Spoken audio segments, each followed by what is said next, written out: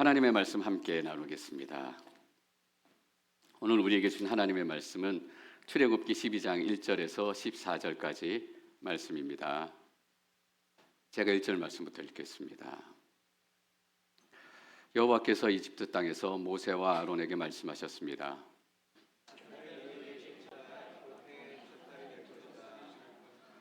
이스라엘의 온 회중에게 말하라. 이달 10일에 각 사람이 자기 가족을 위해 어린 양 한 마리, 곧 한 집에 한 마리씩 준비하도록 하라. 식구가 너무 적으면 사람의 수에 따라 가까운 이웃을 데려오도록 하라. 각자 먹는 양에 맞추어 양의 수를 계산하도록 하라. 너희 어린 양은 흠 없는 1년 된 수컷이어야 한다. 양이나 염소 중에서 고르도록 하라.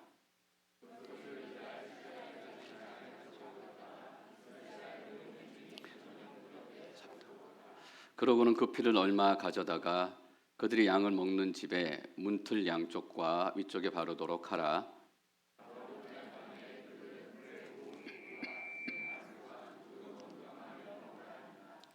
너희는 그것을 날것으로 먹거나 삶아서 먹지 말고 불에 구워서 먹어야 한다.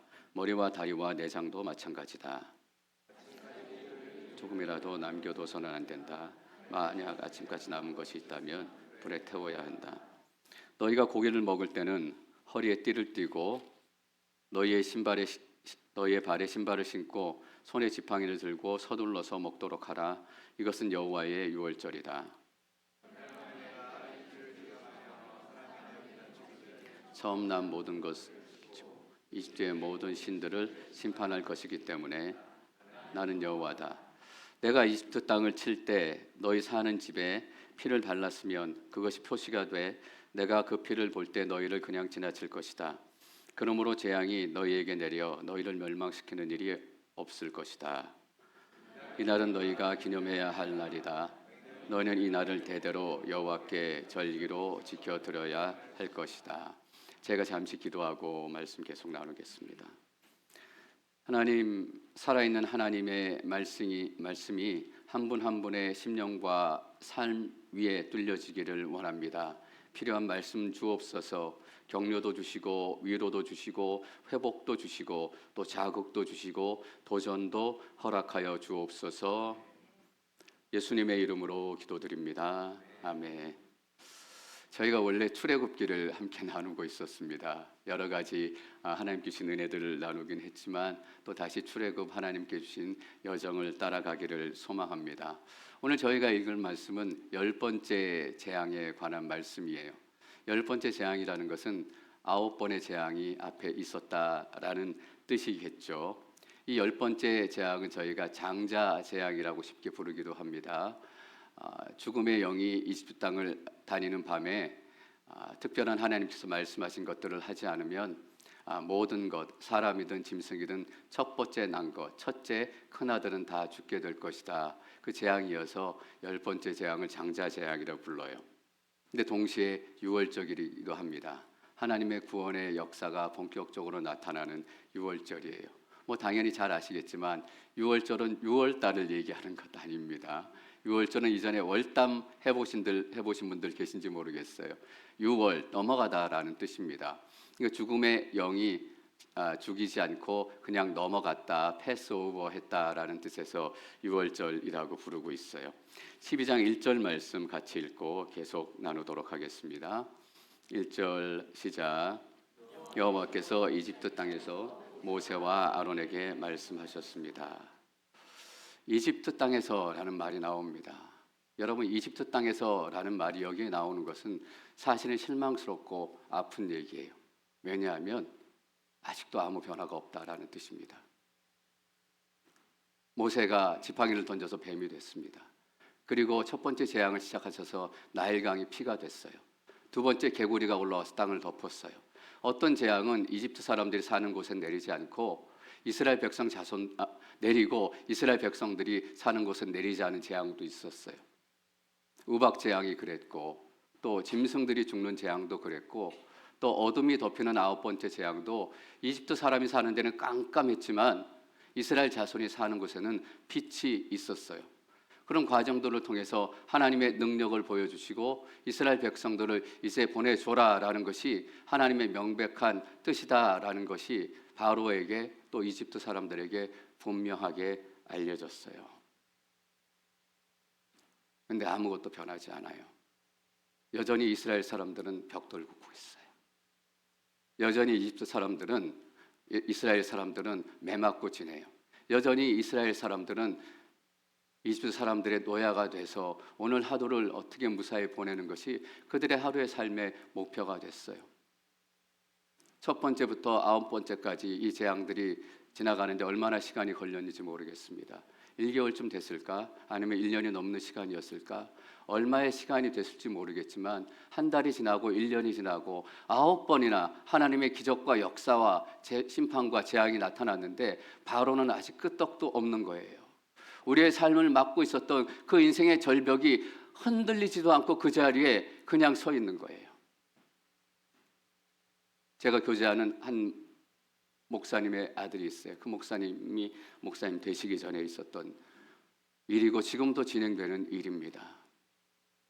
미국에서 자녀들을 키우고 또 우리 부모들의 마음이 그렇죠. 공부 잘해서 미국에서 좀 그럴듯한 모습으로 살았으면 좋겠다라는 것이 우리 평범한 미국 이민자들의 다 꿈입니다. 공부를 잘해서 대학을 들어갔습니다. 근데 대학에 가서 마약에 손을 대기 시작했습니다. 마약에 빠진 거예요. 마약에 점점 취하게 되고 빠지게 되고 아니나 다를까 결국에 부모님들에게 들켰습니다. 부모님이 그것을 발각하고 나서 돈이 없으면 얘가 마약 살 돈이 없기 때문에 마약을 끊을 수도 있겠다라는 생각으로 용돈을 주지 않았어요. 근데 그 아들은 마약 살 돈을 구하기 위해서 이제 마약을 팔기 시작한 것입니다. 더 어렵고 더 힘든 상황 가운데 지나갔어요. 경찰에 걸린 거예요. 심각한 죄죠. 그것뿐만 아니라 술 먹고 패싸움을 하게 됐습니다. 미국에서 1대1로 싸우는 것도 큰 죄인데 그룹과 그룹의 싸움은 갱싸움이라고 생각할 겁니다. 상대편 부모들이 고소하기도 하고 법정을 들락날락해야 되기도 하며 그런 일들이 벌어지고 있는데 제가 그 청년을 위해서 기도했습니다. 한 15년 벌써 20년 전 얘기예요. 하나님께서 마음을 주셨어요. 지금은 저 청년이 저런 모습이고 엉망이고 망가진 삶이지만 나의 부름이 있다라는 마음을 제게 주셨어요. 우리는 이렇게 보여도 하나님께서 때가 되면 저 청년을 하나님께서 쓰실 사역자든 어떤 모양이든 부르실 계획이 있나 보다. 그래서 제 이야기를 제가 설교하는 가운데 이렇게 성도님들하고 나눴습니다. 부모님에 대해서 얘기하고 그 아들에 대해서 얘기하고 설교를 마치고 이제 예배를 다 마치고 저 본당 로비 앞에 섰는데 어떤 여자 성도님이 기다리고 계셨습니다. 기다리고 계셨다가 제가 나오니까 500불짜리 책을 주시는 거예요. 이 책을 아까 그 청년의 부모님에게 줬으면 좋겠다라고 말씀하시더라고요. 제가 그분들이 돈이 없다고 얘기하지 않았습니다. 재정에 딸린다고 얘기하지 않았어요. 근데 그분이 처음 오신 분이었어요. 처음 얼굴 보는 분이었고 그리고 다음에는 보지도 못했습니다. 근데 500불짜리 책 20년 전에 500불이면 얼마나 큰 돈이에요. 선뜻 주시면서 그 부모에게 드리라라고 했습니다. 돈이 필요한 것도 아닌데 왜 이것이 왔을까라고 잠깐 생각했는데 알게 됐어요. 그 책을 부모님한테 전달해 주면서 하나님께서 지금은 그렇지만 이 아들 포기하지 않으십니다. 하나님의 사인으로 이 책을 집사님 두 분에게 주시는 거예요. 하나님께서 반드시 지키실 것이에요. 제가 오랫동안 지금도 기도하고 있습니다. 그래서 하나님이 그 마음도 주셨고 혹시나 하나님의 부르심이 그 삶 가운데 조금이라도 나타나는 흔적이 있을까 기도하면서 그분과 연락할 때면 꼭 그 청년 아들 얘기를 묻습니다. 15년, 20년 전에 그랬고 지금도 그랬고 15년이 지났습니다. 지금 미국에서 추방이 됐어요. 이스라엘의 마음이 이랬을 것 같아요. 첫 번째 재앙, 첫 번째 기적이 나타났을 때 좀 바뀌나 보다. 안 됐어요. 두 번째, 세 번째 조금 더 있으면 되나 보다. 안 돼요. 바로는 오직 더 완악해지고 포악해지고 벽돌을 더 많이 구워야 되고 더 많은 재료들을 생산해내야 되고 그러한 어려운 시간들이 더 가중이 됐습니다. 그래도 하나님께서 된다고 하시니까 다시 한번 믿고 일어선 거예요. 그래서 다섯 번째 기적이 나타났잖아요. 이제는 되나 보다라고 생각했는데 아니나 다를까 또 무너져요. 그만해야 되겠다. 이제 그만 기도하고 그만 포기해야 되겠다라고 생각했는데 또 하나님이 계속 기도하라는 거예요. 그러니까 다시 기도하니까 아니나 다를까 여섯 번째 기적이 또 나타나요. 와, 기도 응답인가 보다. 하나님께서 이번에는 이루시나 보다. 웬걸 여섯 번째 기적이 나타났는데도 바로는 꿈쩍을 하지 않습니다. 이집트 사람은 변하지 않아요. 여전히 그들은 이집트에 머물러 있고 여전히 벽돌을 구워야 하고 여전히 하루는 삶을 살아가야 하고. 여러분 어떻게 생각이 되세요? 여러분 믿음이 좋으셔서 한 번째부터 아홉 번째까지 안 됐는데 열 번째 재앙이면 열 번째는 되겠지. 그런 믿음이 들 것 같으세요? 저는 아닐 것 같아요. 한 번부터 아홉 번까지 안 됐으면 열 번도 안 되는 거죠. 이스라엘 백성들이 얼마나 마음이 답답하고 아팠을까. 11장 8절에 보면 모세가 바로하고 마지막 열 번째 재앙에 대해서 바로에게 얘기해 주다가 그냥 뛰쳐나와요. 근데 뭐라고 기록이 되어 있냐면 모세는 진노한 가운데 바로 앞에서 떠나갔습니다. 여러분 이 당시 바로가 어떤 사람이에요? 지금의 트럼프와 비교할 수 있을까? 아니에요. 그보다 엄청난 파워와 권력과 능력과 많은 것들을 가지고 있었던 사람이에요. 근데 한 사람 노인 모세가 얼마나 화이 나고 얼마나 분이 나고 얼마나 억울하고 더 이상 참을 수 없었기에 바로 앞에서 진노하고 떠나왔대요. 영어 번역을 보니까 great angry라고 되어 있어요. 얼마나 화를 냈으면 바로한테만 이렇게 화가 났던 것일까? 혹시 하나님께도 화가 났던 것은 아닐까? 하나님, 내가 하나님 부르셔서 그 많은 시간들을 보내고 그렇게 어렵게 하나님의 말씀을 증거하고 목숨을 다 걸었는데 9번까지 재앙이 지나갔어요. 근데 된 게 뭐 있습니까? 구원하시겠다고 얘기하는 이스라엘 백성들의 삶은 더 피폐해지고 더 어려워지고 더 각박해지고 하나님 도대체 왜 이러시는 거예요? 여러분 그런 마음 안 들었겠어요? 저는 12장 1절에 이집트 땅에서 라는 얘기를 듣는데 아직도 이집트야?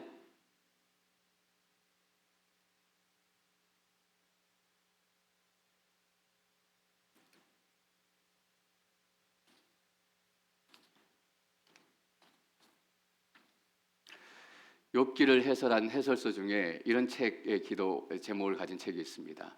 하나님께 소리치고 싶을 때. 이 마음이 모세의 마음이었고 이 마음이 이스라엘 백성들의 마음이었을 거라고 생각이 됩니다. 근데 여러분 12장 1절 다시 한번 잘 보십시오. 여호와께서 이집트 땅에서 모세와 아론에게 말씀하셨습니다. 이집트 땅에서 모세와 아론에게 말씀하셨습니다라는 표현이 자주 나올 것 같죠. 출애굽기에 딱 두 번 나와요. 6장에 한 번 나오고 여기 12장에 한 번 나오고 그리고 구약 성경 어디도 하나님께서 이집트 땅에서 말씀하셨다라는 얘기가 없어요. 그렇다면 우리는 당연히 이집트 땅에서라는 의미가 중요하겠구나라는 것을 알게 돼요. 여러분 모세가 이렇게 기록했던 마음은 무엇일까요? 이집트 땅에서 여호와께서 말씀하셨다. 왜 이집트 땅이 중요한가? 이제는 이집트 땅에 머물지 않을 거기 때문이에요. 오늘이 지나면 더 이상 그들은 노예로 살지 않아도 되기 때문입니다. 이집트 땅에서 마지막 밤의 시간을 보내는 시간이 바로 오늘이에요. 하나님께서 이집트 땅에서 모세와 아론에게 이스라엘 백성들에게 말씀하시는 것이 이 장면들이 마지막입니다. 이 장면을 지나고 나면 이스라엘 백성들은 더 이상 이집트 땅에 머물지 않아요. 이집트 땅에서 하나님께서 말씀하셨다라고 하는 것은 이번이 이집트에서 마지막이다라는 뜻입니다. 여러분 2절 한번 읽어볼까요? 2절 읽겠습니다. 2절 시작.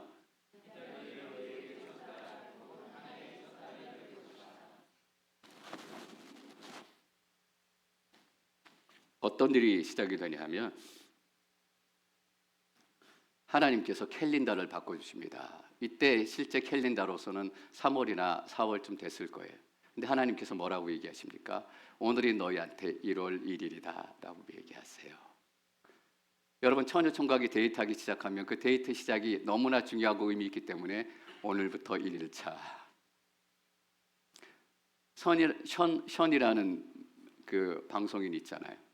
몇 년 전에 방송에 나와서 얘기하는데 결혼한 지 6,280 몇 일? 시작이 너무나 의미 있기 때문에 1월 1일이 된 거예요. 이집트에서 머물고 마지막으로 보내게 될 이 시간이 떠나는 오늘 너희는 1월 1일이 될 것이다. 많은 사람들이 세상의 칼렌더를 가지고 살아갑니다. 세상의 시간을 가지고 살아갑니다. 근데 우리의 예수 믿는 사람들은 다른 칼렌더를 가지고 있어요. 다른 사람들이 어둠 가운데 있던 시간에도 예수 믿는 사람들은 예수님 때문에 1월 1일의 가장 아름다운 시간을 보낼 수 있는 사람들이에요. 어떤 선교사님 아들 얘기를 들었습니다. 선교지에 계실 때인데 아들이 한국 나이로 중학생쯤 됐을 때나 이 정도 됐다는 것 같아요.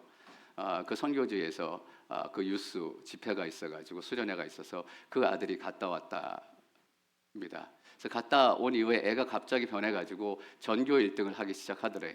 그 전에는 아주 못하는 편은 아니었는데 중간쯤하고 중간에 조금 앞에 있었거나 이런 정도였는데 그 수련회 가서 성령 받더니 애가 갑자기 1등하기 시작하더라는 거예요. 여러분, 갑자기 머리가 좋아서 1등을 했을까요? 아닙니다. 그 아들이 예수님 만나고 성령 만나고 하나님을 경험하니까 칼렌더가 달라진 거예요. 시간의 의미가 달라지고 인생의 의미가 달라져서 자신 안에 예수의 꿈이 생기기 시작하고 하나님의 소망이 생기기 시작하니까 지금 내가 해야 될 일이 무엇인가, 이 시간을 하나님의 방법대로 살아내기 시작한 것이에요. 저희도 유스 수련회 한번 할까요? 애들 전교 1등 하게. 우리는 다른 시간을 살아가는 사람들입니다. 하나님께서 이스라엘 역사 가운데 놀라운 역사의 시작을 얘기하셨고 개인적으로 놀라운 시작을 얘기하셨기에 오늘부터 너희는 1월 1일이다. 이제는 노예에 살았고 종으로 살았고 패배하는 사람으로 살았지만 이제는 너희가 자유인으로 살게 될 것이고 종으로 살지 않게 될 것이고 이제 너희는 하나님을 예배하는 예배자로 살게 될 것이다. 완전한 인생의 변화가 너희 삶 가운데 나타나게 될 것이다 라는 하나님의 선언입니다. 저는 오늘 여러분 가운데 새로운 캘린더가 시작되기를 축원합니다. 혹시 자신의 캘린더를 가지고 있었다면 높은 것, 더 높은 것이 여러분의 꿈이었다면 아닙니다. 낮은 것, 더 낮은 것, 예수가 있는 것, 예수와 함께하는 것, 예수의 꿈으로 살아가는 그 시간과 공간과 가치가 여러분 가운데 시작되는 것.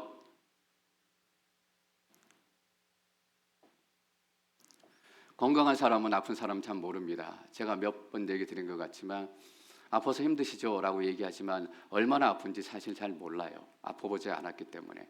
당연하죠. 근데 아픈 사람들은 알아요. 저분이 지금 얼마나 아플까? 저분이 얼마나 힘들까? 그래서 똑같이 그분을 위해서 기도해도 기도의 느낌이 다르고 기도의 감정도 다르고 깊이도 다를 수밖에 없어요. 어떤 권사님이 자녀를 먼저 하늘나라에 보냈습니다. 얼마나 아프고 힘든 시간이었겠어요. 슬프고 힘들고 어려운 시간을 지나고 하나님의 캘린더로 살아내기 시작했습니다. 하나님의 시간을 살아내기 시작하니까 그 권사님의 눈에 어떤 사람들이 보이냐면 자기랑 똑같이 살아가는 사람들을 먼저 하늘나라에 보내고 회복되지 않는 슬픔과 어려움과 우울과 절망 가운데 있던 사람들, 그 슬픈 사람들이 눈에 보이기 시작하더라는 거예요. 먼저 자식을 하나님께 보내지 않은 사람은 그 마음을 이해할 수 없어요. 슬프겠다, 아프겠다. 자식은 가슴을 묻는다. 여러분, 이 말씀이 어떤 뜻인 것 같습니까? 그냥 늘 자녀가 생각이 나고 어떨 때는 아쉽기도 하고 안타깝기도 하고 그 정도의 마음? 아니에요. 가슴에 묻는다라는 뜻은 웃고 있어도 한측은 슬프다라는 뜻이에요. 행복한 시간을 맞이고 있어도 내 한쪽 가슴에는 우울함이 있고 아픔이 있고 슬픔이 있고, 그래서 다윗을 이해한다. 다윗과 똑같이 자녀를 잃어보지 않은 사람들은 다윗을 이해할 수 없을 거예요. 그래서 그 권사님이 그런 슬픔을 가진 사람들을 찾아가기 시작한 것입니다. 특별한 것을 하시지도 않았대요. 나도 그런 일을 겪었습니다. 그리고 그분 옆에 있었대요. 그러니까 권사님도요. 그거 하나로 그분이 위로를 받고 회복을 얻고 그 같이 있어줌 하나 때문에 그분도 자신의 칼렌더, 자신의 시간을 내려놓고 하나님이 주신 새로운 1월 1일을 살아내게 되기 시작하는 것. 여러분, 하나님의 시간을 가진 사람들은 똑같은 시간을 지나도 다른 결과물을 만들어냅니다. 고난과 고통, 어려움 다 그렇게 삽니다. 주름살만 늘어나고 붓만 늘어나는 것이 아니라 그 시간을 통해서 다른 사람들의 아픔을 보고 다른 사람들의 어려움을 보고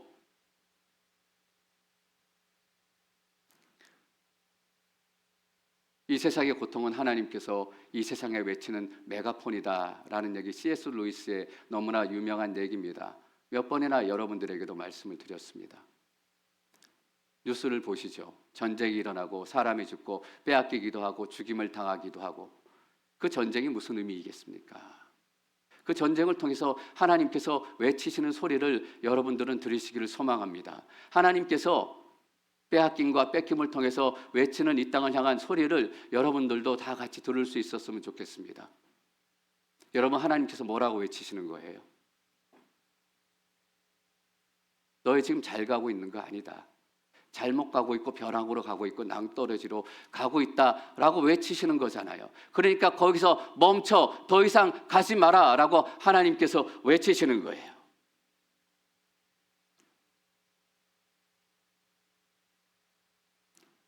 전 여러분의 한 분 한 분의 삶이 하나님의 외침의 통로가 되기를 소망합니다. 그 하나님의 외침을 누가 들어요? 우리가 듣고 우리가 눈물로 기도하고 우리가 눈물로 품고 우리가 희생하고 나아가지 않으면 하나님의 외침, 하나님의 확성기의 소리를 듣는 사람은 이 땅 가운데 점점 줄어들 수밖에 없을 것입니다. 왜냐하면 우리는 하나님의 칼렌더를 살아가는 사람이고 오늘 1월 1일이기 때문이에요. 그동안 예수 믿기 어려운 분들, 혹시 예배를 오래 떠났던 분들, 아니면 오랜만에 예배에 참여한 분들, 특별히 그분들에게 오늘 1월 1일 되시기를 축원합니다. 3절 말씀 계속 읽겠습니다. 3절 시작.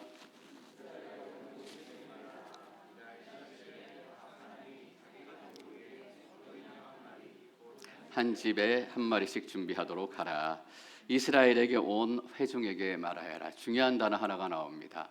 회중이라는 단어입니다. 이 회중이라는 단어는 성경에 처음 여기에 사용됩니다.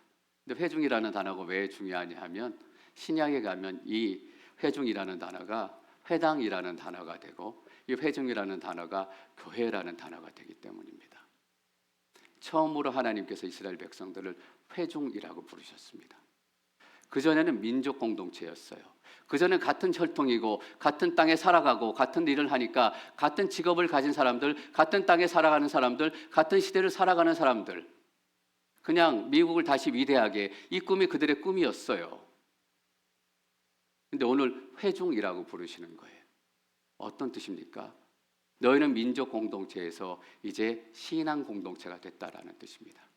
이제는 너희가 혈연 공동체, 서로 이익을 위해서 흩어지고 살아가는 이익 공동체에서 예배 공동체가 되었다라는 뜻입니다. 저는 아줌마들의 모임이 아줌마의 회중이 되기를 소망합니다. 아저씨들의 모임이 아저씨들의 회중이 되기를 축원합니다. 제일 유명한 모임이 있죠. 광주 향후의 고대 동문회.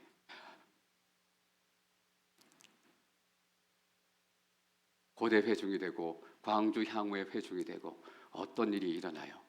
구원받은 여러분들이 아줌마들의 모임이었는데 거기에 들어가니까 이전에 했던 대화가 달라지고 이전에 나누었던 생각이 달라지고 그 한 사람이 들어감으로써 아줌마들의 모임이었는데 아줌마들의 회중이 되고 아줌마의 교회가 되고 아줌마의 예배가 되고 아저씨의 회중이 되고. 여러분, 그래서 13절 말씀 보십시오. 이달에 10일 각 사람이 자기 가족들 위해 어린 양 한 마리, 가족이 뜬금없이 등장합니다. 무엇이에요? 이전에는 혈육으로 만났지만 이전에는 이 가족도 신앙 공동체로 바꾸어 가는 것입니다. 뒤에 읽어보면 그냥 양을 잡아먹는 것이 아니라 분명하게 이것은 하나님께 예배에 대해서 말씀하고 있는 것이에요. 보면 흠 없는 어린 양 한 마리를 준비해라 라고 얘기되어 있어요. 성경에 흠이 없다라고 얘기가 나오면 여러분 생각하셔야 되는 게 뭐냐면 하나님의 받기에 합당하신 것이 무엇인가 라고 얘기하는 것입니다. 하나님의 받기에 합당하신 것은 흠이 없는 것이다 라는 뜻이에요. 다시 말하면 흠 없다라는 얘기가 나오는 것이면 그것은 예배에 대해서 얘기하고 있는 거예요. 여러분, 예배는 무엇입니까? 하나님께서 받기에 합당하신 것을 드리는 거예요. 근데 우리가 어떻게 흠이 없을 수 있어요? 그러니까 예수 그리스도의 보혈로 정결함을 입고 우리가 하나님께 드려짐을 나아가는 거예요. 하나님께서 우리의 찬양을 받기에 합당하십니다. 하나님 우리의 고백을 받기에 합당하십니다. 우리 하나님은 우리의 모든 것을 받기에 합당하신 하나님이십니다. 그 회중의 공동체로 변해가고 있는 것. 그래서 오늘 1월 1일 이스라엘의 탄생을 얘기하는 것입니다. 근데 재밌는 게 뭐냐면 양을 골라놓고 10일 날 골라놓고 14일 날 잡으라고 말씀하세요. 그럴 필요가 있어요? 빨리 잡아가지고 빨리 해서 빨리 나가야지. 4일 날 잡아놓고 4일 동안 잘 지켰다가 14일 날 그때 잡으래요. 4일 날 골라서 10일 날 골라서 4일 동안 그 양을 바칠 그 주인이 그 양을 잘 지키면서 있어야 됩니다. 4일이 짧은 시간인 것 같지만 어떤 때는 굉장히 긴 시간이에요. 여러분, 아까 서두에 이스라엘이 어떤 마음일지 나눴죠. 9번의 실패를 경험했던 사람들, 이제는 기도할까 말까, 이제는 그만할까, 하나님이 다 된다고 하시는데 어떤 사람 보니까 안 되는 것 같기도 하고 나도 안 되는 거 아닐까, 그런 마음이 왔다 갔다 하고 있는 시간이에요.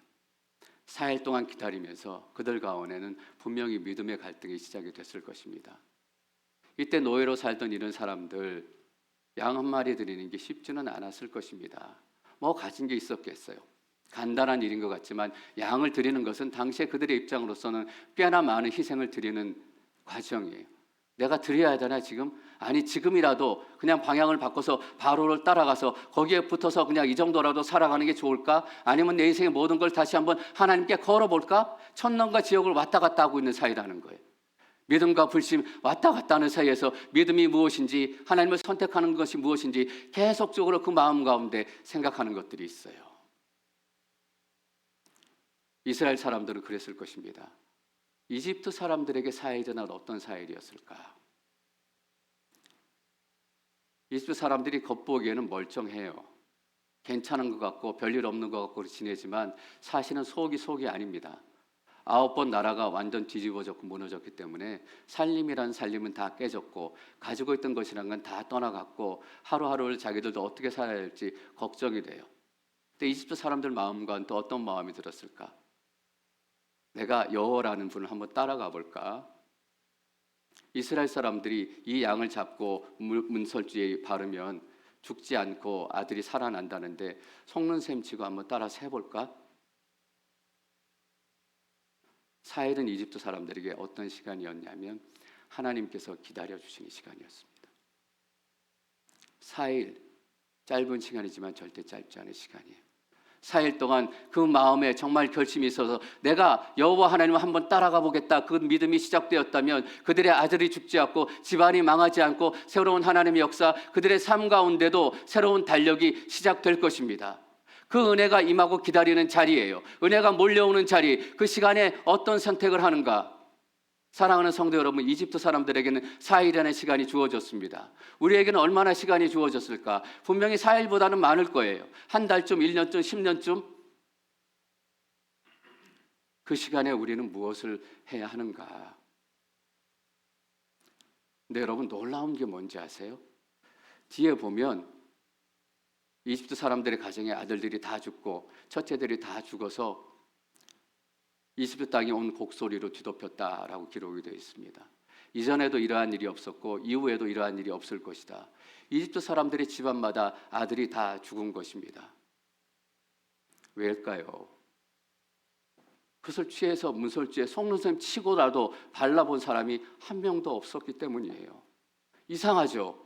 속눈썹 치고 한 명이라도 발라볼 만한데 큰 희생이 있는 것도 아니고 어떻게 속눈썹 치고 발라보자 그러면 하는데 없었다라는 거예요. 여러분, 여기 왜일까? 이 중요한 이유가 여러분에게 말씀드리고 싶어요. 영적인 문제이기 때문이에요. 구원의 문제이기 때문이에요. 여러분, 속눈썹 치고 기도 한번 해봐. 기도하던가요? 안 해요. 영적인 문제, 기도의 문제, 구원의 문제는 속눈썹 치고 한번 해볼 수 있는 그런 문제가 아닙니다.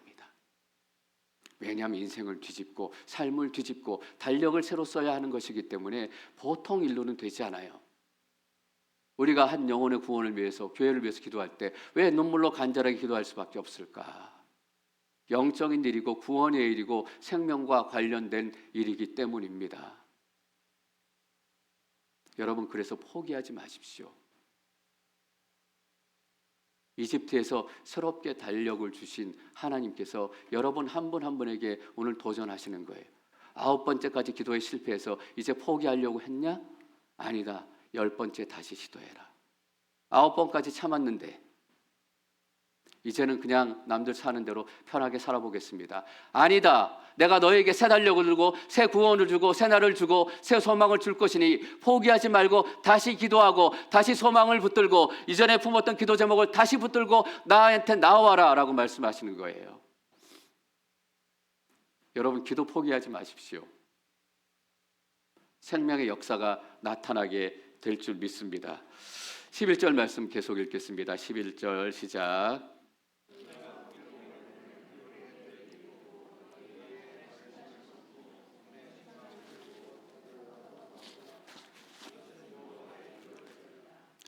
여호와의 유월절이라는 말이 처음 등장합니다. 유월절이 이런 것입니다. 여호와의 유월절이에요. 근데 유월절이 무엇인가? 여호와의 유월절이 무엇인가? 좀 더 상세하게 12절에서 설명을 해줍니다. 12절 함께 읽습니다.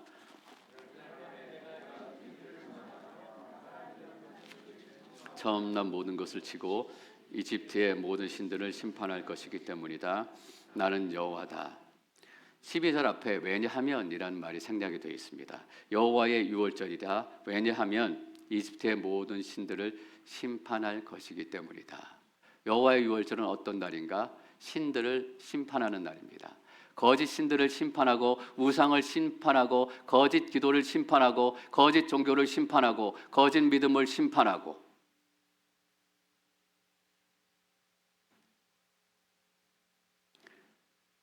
그래서 문설주에 피를 바르면 그 죽음이 그 가정에 들어가지 않고 지나가는 것이 유월절이 됐습니다.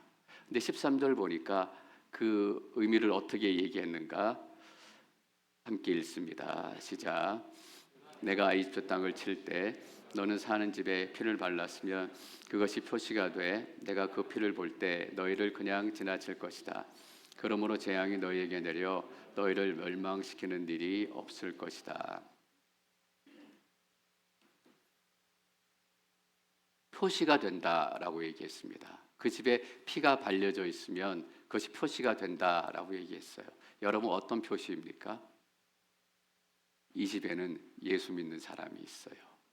이 집에는 하나님 믿는 사람이 있어요. 이 집에는 하나님께서 말씀하신 구원이 그대로 이루어질 것을 믿는 사람이 이 집에 있어요.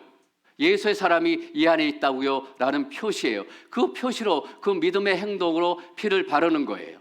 다시 말하면 피를 바르는 행동 자체도 중요하지만 그 피를 바를 수 있는 것은 어디 때문인가? 하나님께서 나를 살려주실 것입니다 라는 믿음이 내 안에 있기 때문이에요. 단지 피를 발랐기 때문에 죽음이 떠나가는 것이 아니라 바를 수 있는 믿음이 그 안에 나타났기 때문에 죽음이 떠나간 것이에요. 구원은 어떻게 이루어지는가? 믿음으로 이루어진다 라는 것을 다시 한번 우리에게 얘기해 줍니다.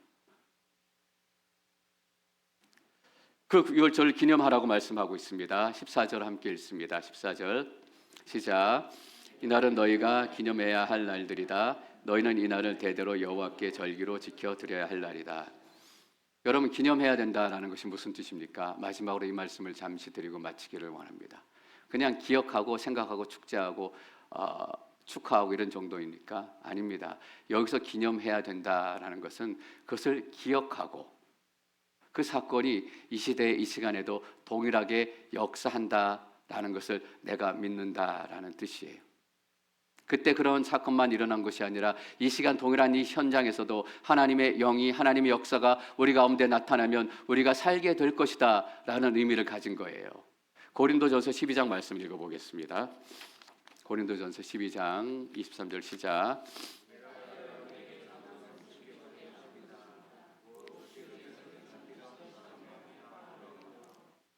24절 시작. 이것은 너희를 위해 주는 내 몸이니 이를 행해 나를 기념하라. 25절 이와 같이 식사 후에 또 잔을 들고 말씀하셨습니다. 이 잔은 내 피로 세운 새 언약이니 이 예를 행해 마실 때마다 나를 기념하라. 예수님께서 이스라엘의 유월절을 성찬을 통해 다 이루셨습니다. 우리는 유월절을 더 이상 지키지 않아도 됩니다.